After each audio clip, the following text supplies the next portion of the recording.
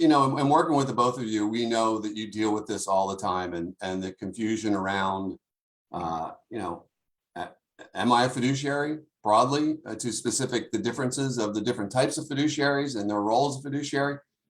Kevin, how do you handle that? I know that you always are looking for great scale.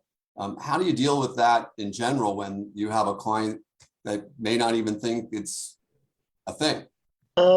We do spend a lot of time on fiduciary governance and creating a fiduciary process.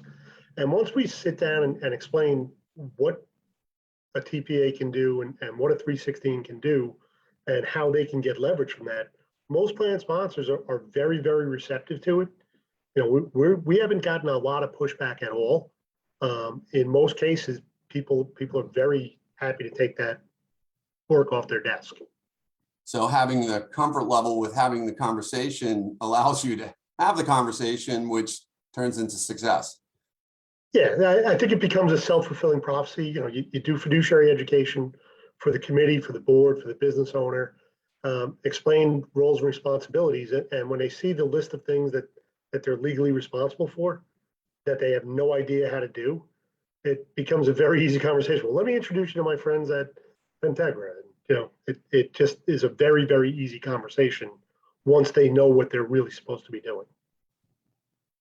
And Mark, I know with your, specifically with the college maps that you have going on, but also with your big institutional plans, you've had a lot of success getting this conversation going. To Kevin's points, how do you unlock it? How do you get the sponsors' attention when they may be sitting preoccupied with something else or just don't think it's a thing? Yeah, I would say, it's multidimensional from the perspective of many of the committees, have the proverbial business officer and a head of HR, right? That's just table stakes. But for many of the nonprofits, they really encourage more of a collegial atmosphere. And so they might have others join the committee, work with a number of manufacturing clients where they actually have people that are from the floor that are on the committee. So you can debate whether that's appropriate or not. Again, having people that maybe their day job isn't that part of it, but I don't know if anybody's day job, they think of it going in 8 a.m. that, hey, I'm a fiduciary this morning before their first cup of coffee. But the recognition is having that conversation and really having a number of committee members say, I understand what a fiduciary is, but I don't really understand what it is, and unpack that. And a lot of these lawsuits certainly are raising attention and asking good questions about what coverage do we have as employees, if we should be individually sued, what do we need to be thinking about preparing for outside of meetings.